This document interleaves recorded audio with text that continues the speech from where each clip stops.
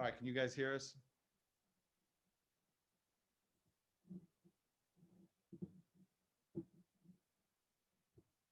Kyle, can you hear us? Yep, you're good. Okay. All right, we got the manager here. We're ready to go.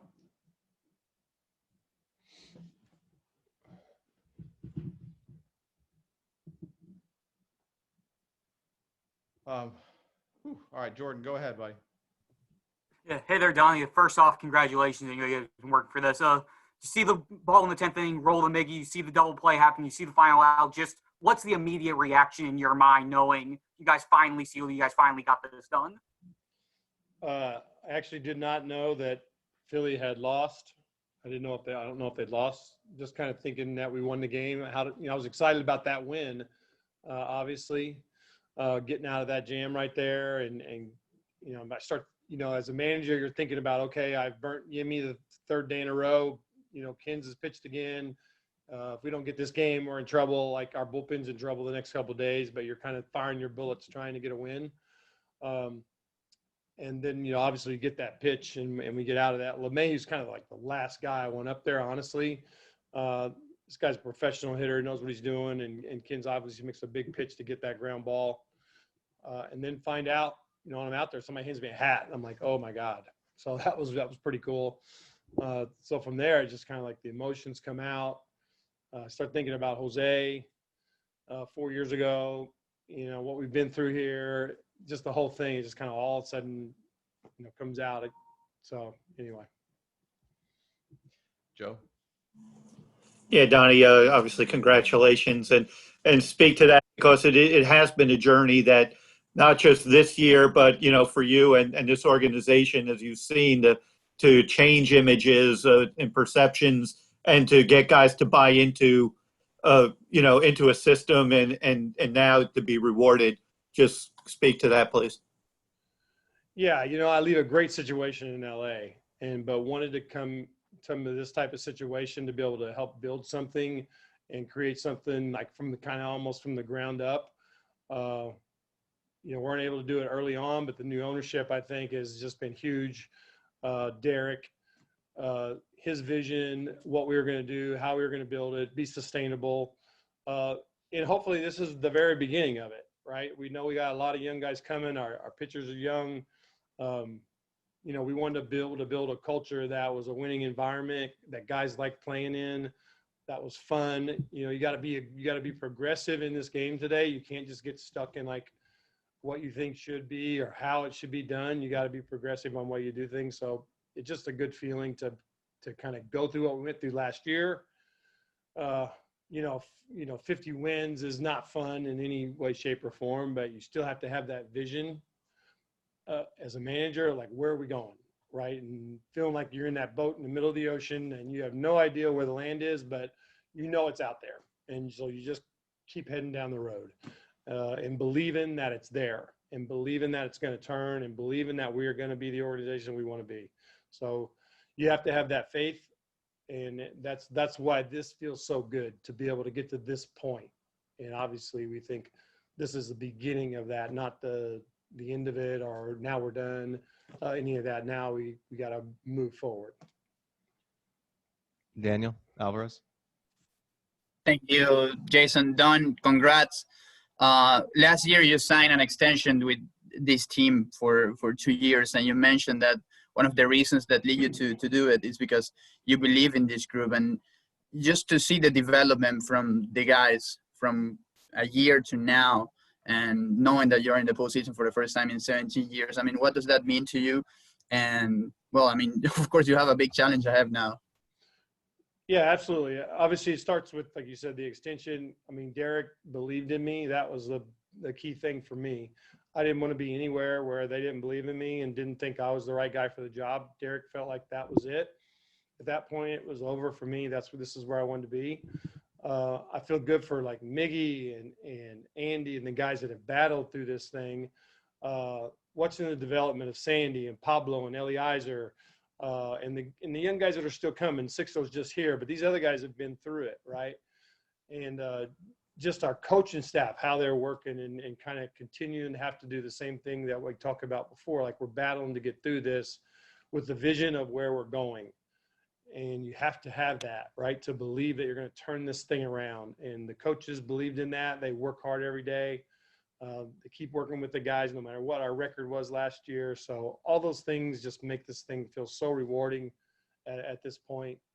And, again, this isn't the end of it for us. We know where we're at. Our guys, we talk about it. We party, we win, we party, and we get ready to play the next day. And so, we at least know now that we can kind of start setting things up. We can give guys breaks that need them, and start talking about that. Craig? Hey, Donnie, congrats.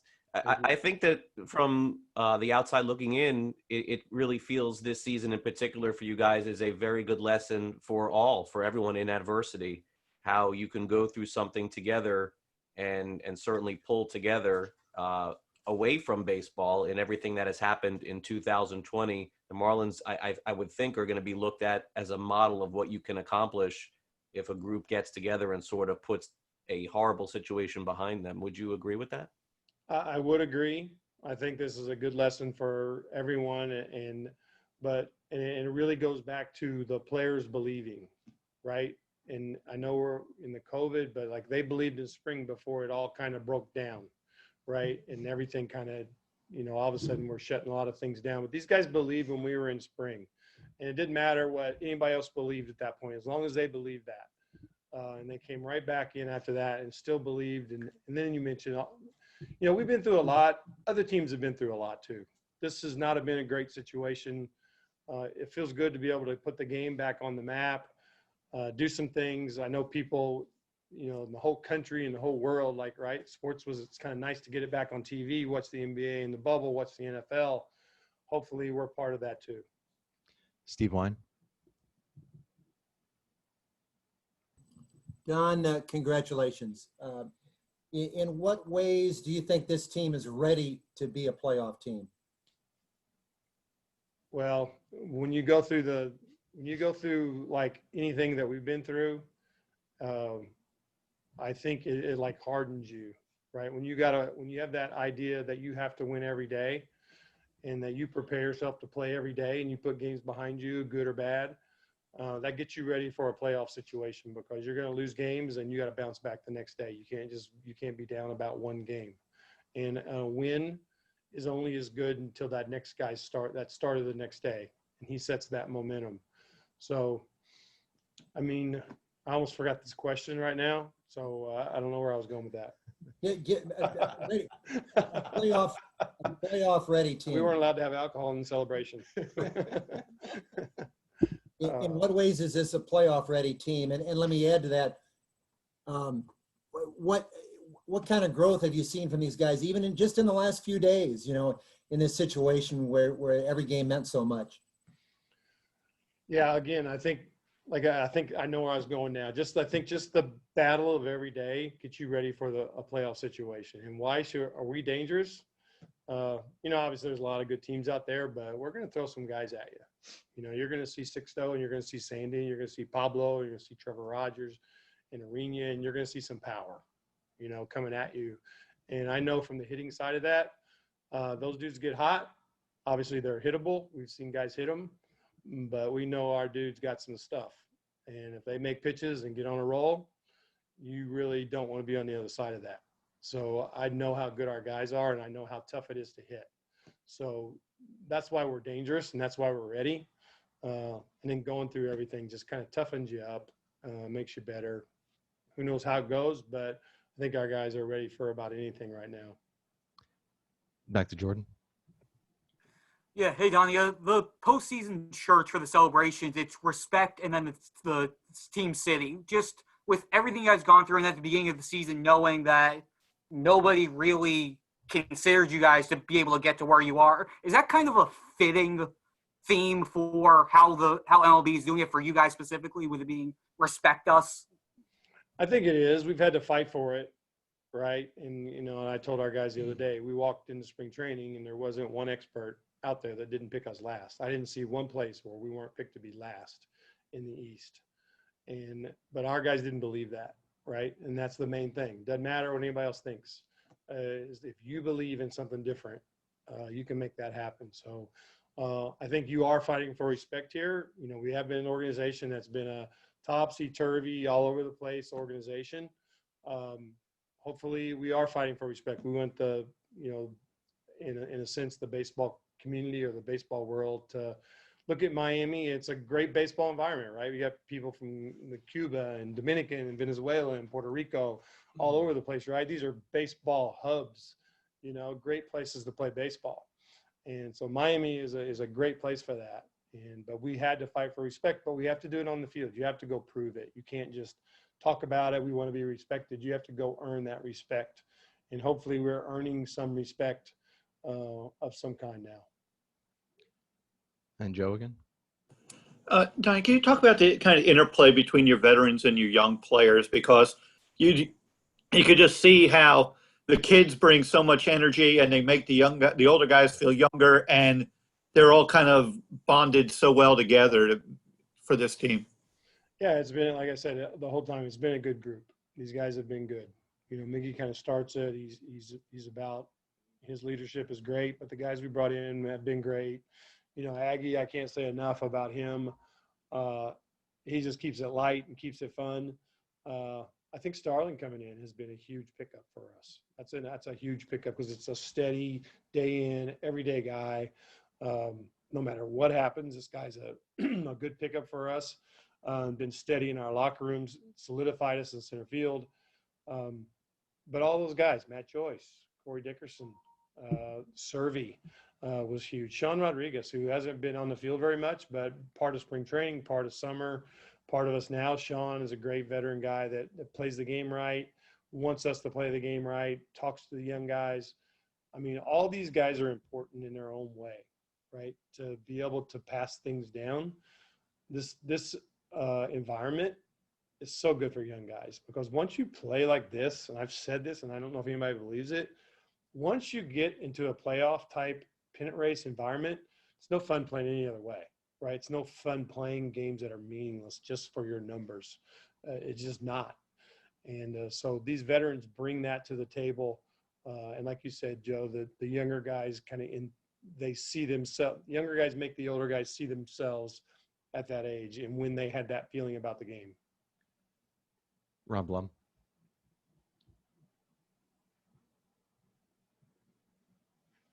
Get off mute, Ron. There we go. There you go. Was there ever a point when you guys came back from the layoff that you had to talk to some or all of the players and build up their confidence and say, hey, you guys can do it? Or was that belief there among the players themselves? No, they've been a good group. And, you know, during the quarantine, are you talking about from the quarantine? Yeah, they're a good group. They were talking, you know, we had some chats, but they have their own, you know, kind of team chat. There's a good group of guys in there.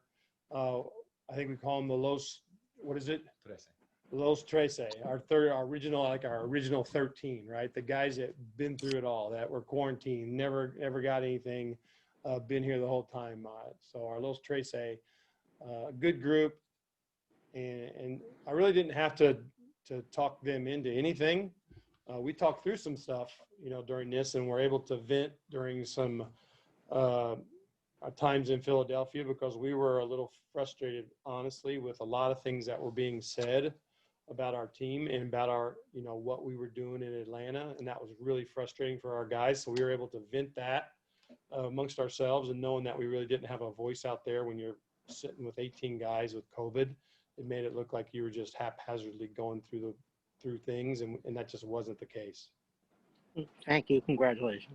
Thanks. All right, guys, we'll do a couple more. We'll try to keep the line moving with other guests. Let's go, Alex Krutchik. Hi, Don. Congratulations to all of you guys. I was just wondering, so during spring training 2.0, the whole clubhouse was saying, you know, why not us? At what point during the season did you guys genuinely believe, oh, wait, we might actually be built for this? We might actually have a chance at this? You know, again, I think we left spring feeling good about ourselves. And I think you don't fool players. right? And they know what's real and what's not.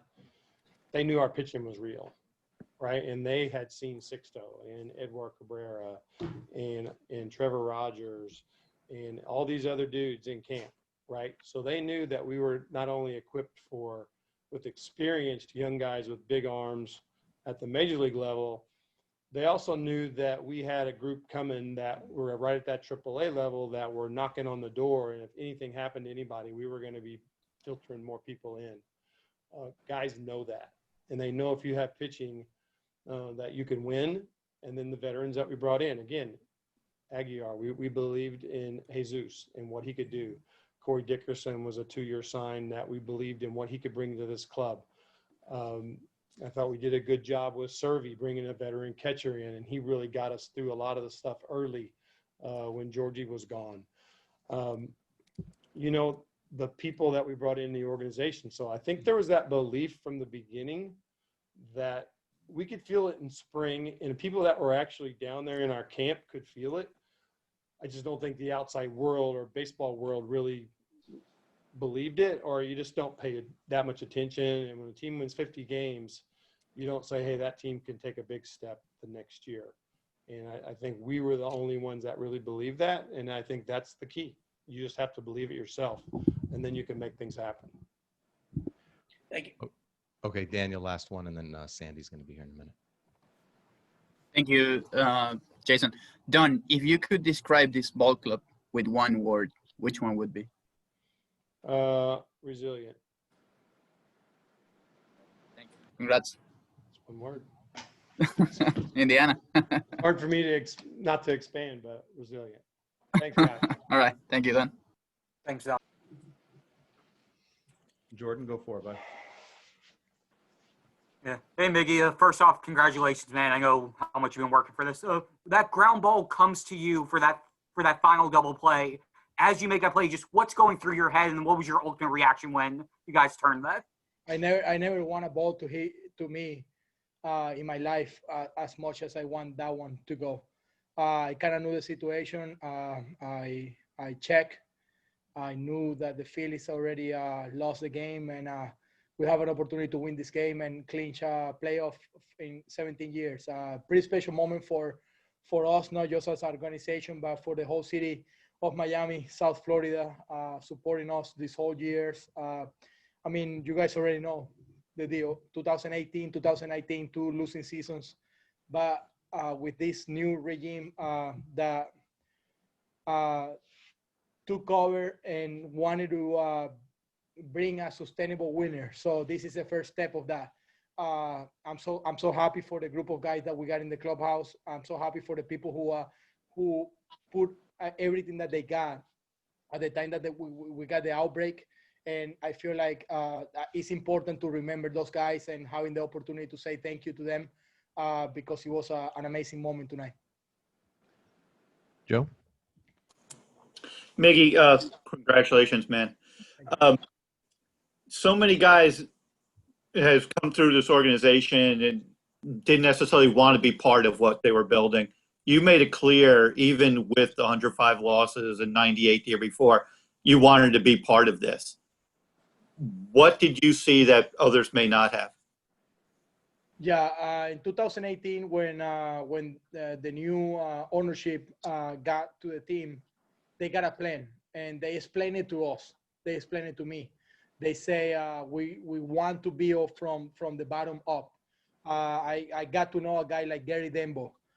The guy's being so supportive to me, not just on the front office part. I just want you guys to know that this guy, Gary Dembo, was flipping balls to me before the second spring training start in Jupiter.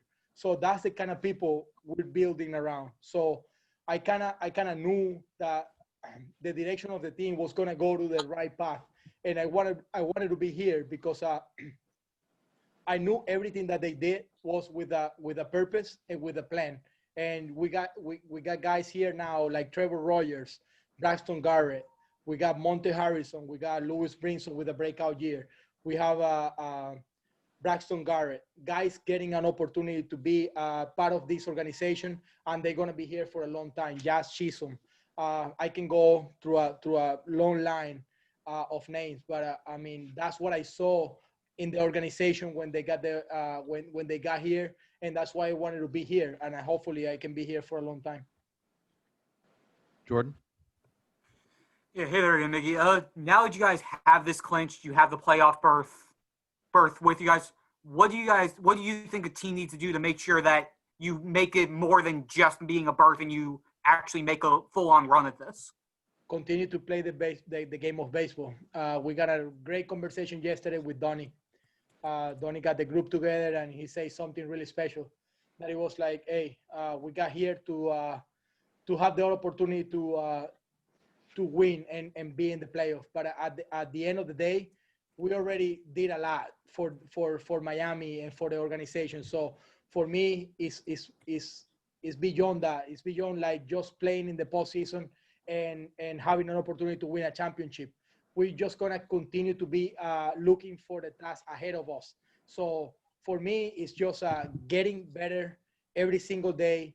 With the pitching staff that we have a great opportunity to do a great thing. So we're gonna celebrate tonight, but looking forward, we have a lot of ground to go. Okay, I got no more hands for English questions, so we'll switch to Spanish. Jorge. Felicidades, hermano. La frase, ¿por qué no nosotros? Why not us? Primero, fue tuya, y segundo, ahora que van a los playoffs, ¿qué significado adquiere esa frase? Sí, ahora que estamos adentro, cualquier cosa puede pasar. Eso es lo que acabo de decir ahorita. Nosotros no vamos a ver muy lejos de lo que viene. Nosotros vamos a seguir trabajando en mantenernos enfocados en lo que viene adelante de nosotros. Vamos a enfocarnos en la primera serie.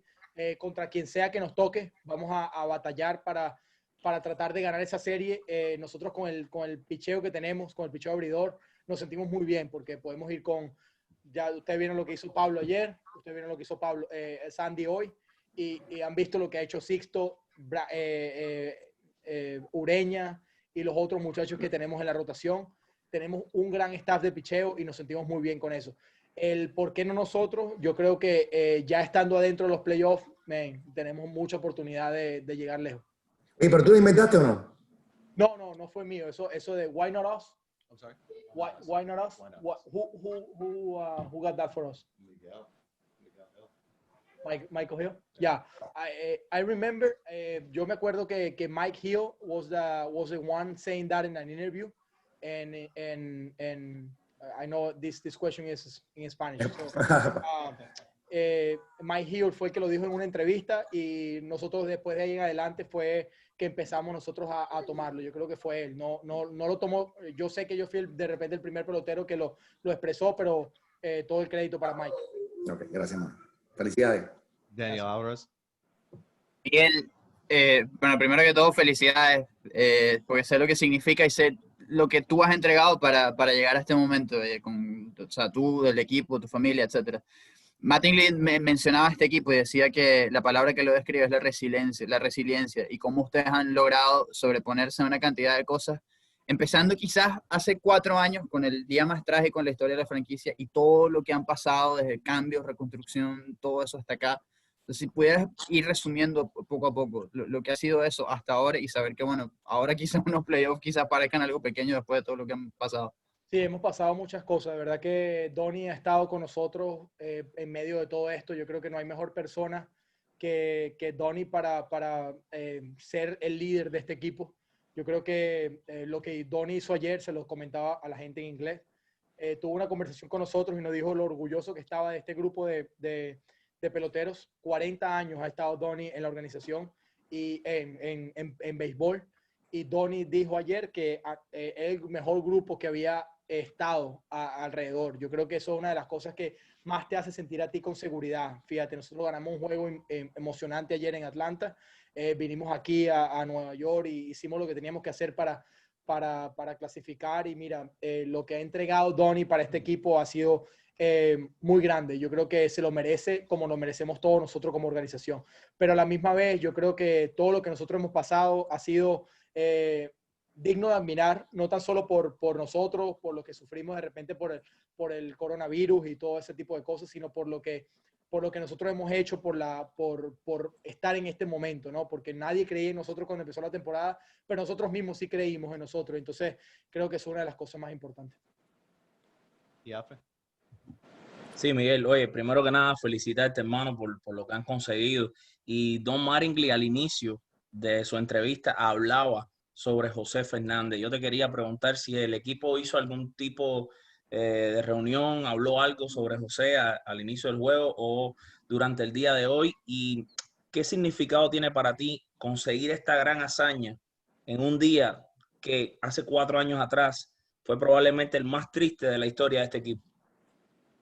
Jason, who's been in this team that was here when José passed? Just me and Ureña, right? Sí, son 2 peloteros nada más que han estado en esta organización desde aquel día que José perdió la vida, y creo que fue un día bastante trágico. Por eso es que es extra especial para nosotros. Bueno, aparte de Donny, que también era el manager en ese momento, nosotros hemos pasado cosas juntos que no te lo pueden imaginar. Nosotros no hablamos de eso hoy. Hay mucha gente aquí que de repente no conocía a José, no conoció su legado, pero yo personalmente hice un post en Instagram y recordé a José una vez más y le pedí a él que fuera el guía de mi juego. Yo creo que la manera como José siempre jugó siempre el juego de pelota fue con mucha emoción y con mucha pasión.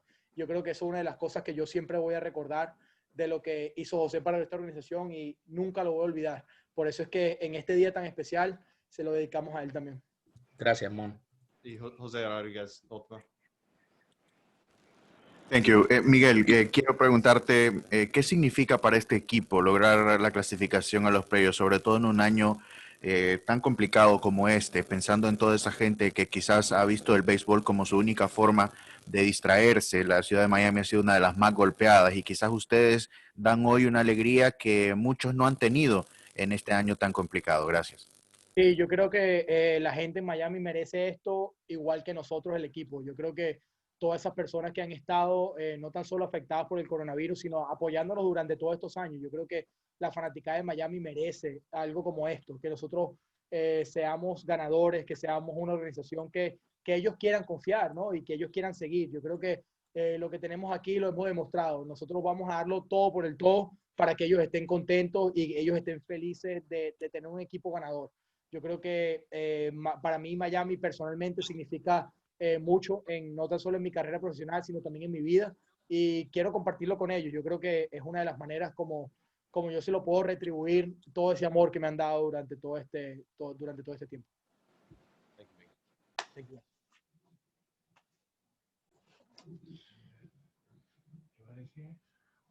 Okay, gang, we got Sandy here.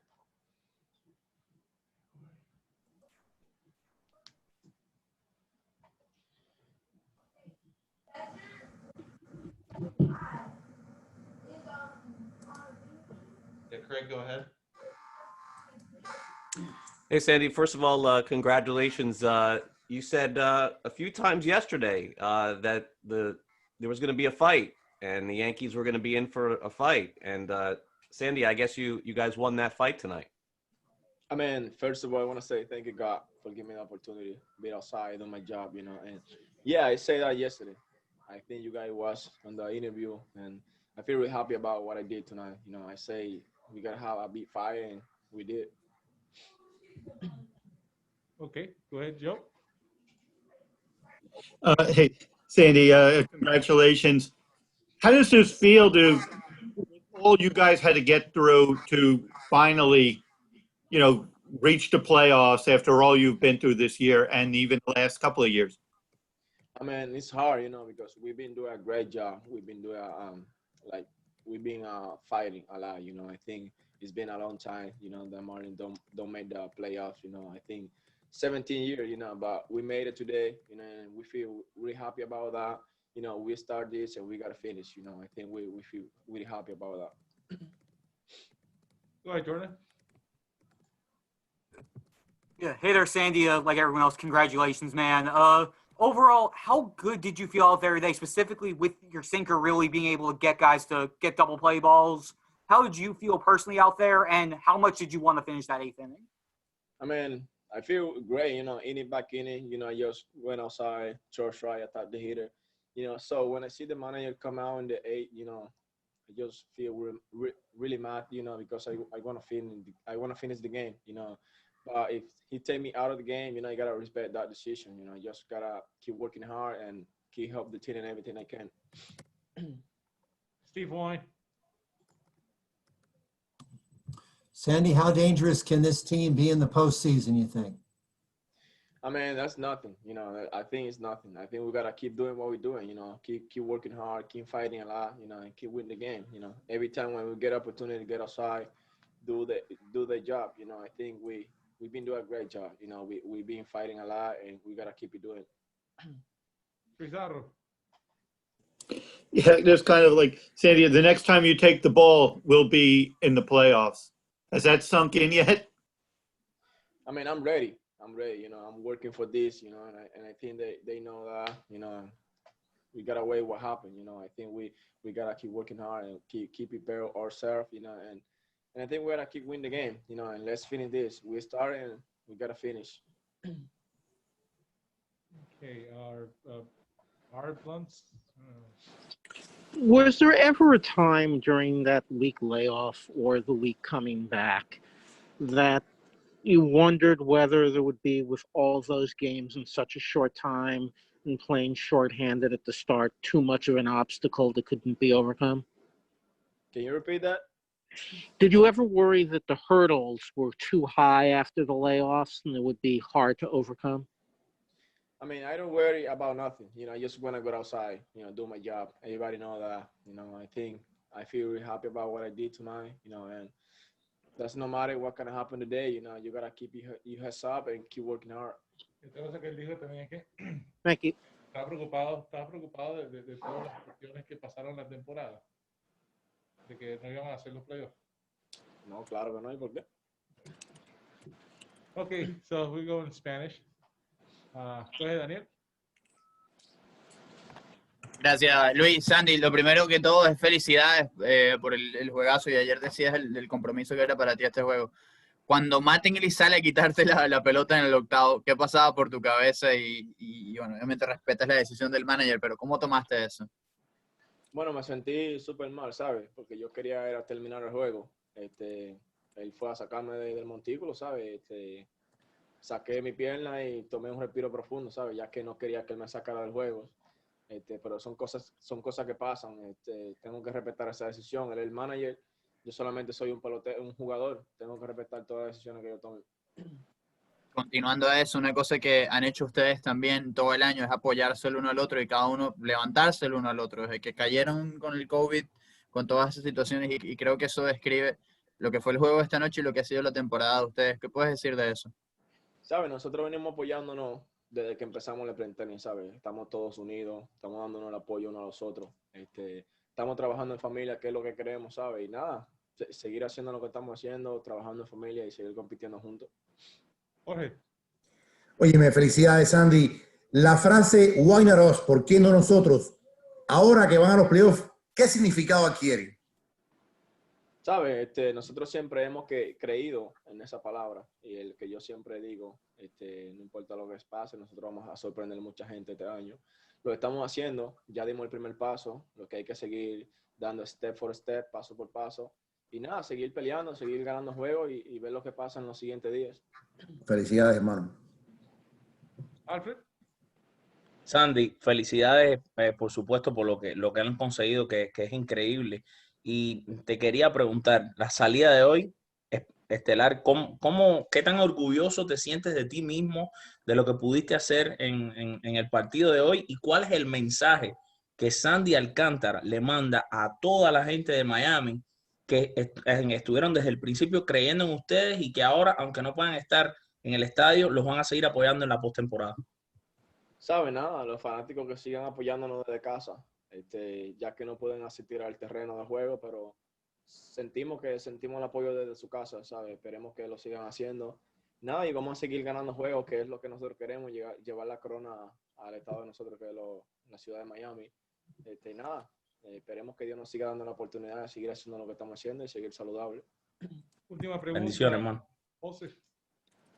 Gracias. Sandy, yo quiero remontarte quizás, no sé, a tus años de niño, de joven, cuando mirabas la postemporada en la televisión y soñabas con hacer algún momento. ¿Cuál es esta jugada de postemporada que te ha marcado, algún momento en la postemporada que te motivó y que quizás tú tengas la oportunidad de repetirlo ahora en el inicio de tu carrera en la postemporada? Gracias.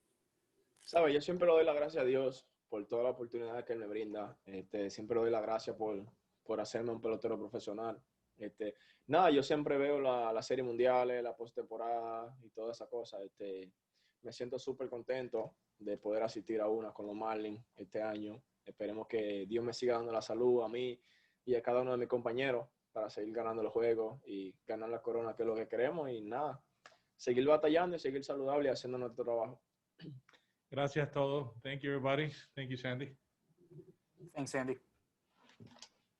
Oye, a Daniel no se puede dar entrevista ni hace dos ahí. Coño, ¿tú viste? ¡Ay! Brincó rápido a la entrevista.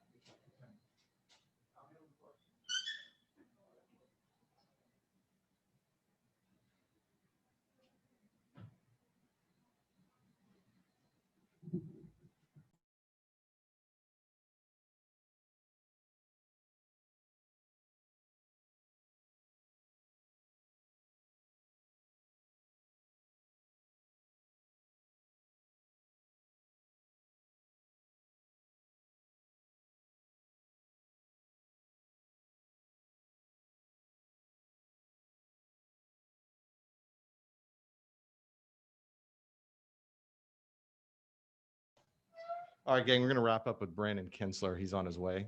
Be here in just a minute, or less than a minute.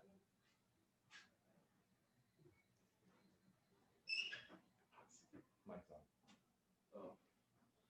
Can I drink a beer right here? No. Huh? All right, here we go. I still hate the extra inning rule, by the way. Joe, go ahead.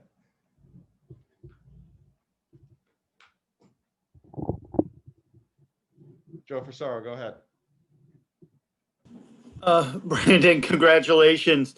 Some of you knows, obviously, you're along with making these pitches. So we saw it last night in Atlanta, too. Even under the most stressful times, you could kind of crack a smile and then just kind of, which it almost is reflective of this team. It's like, you know what? We've been through enough. I can make a pitch. Talk about your mouth presence, how you have that composure to execute pitches, even under the most tough situation. I mean, everything I've learned that you can't make the situation bigger than what it is. We all know it's a big situation.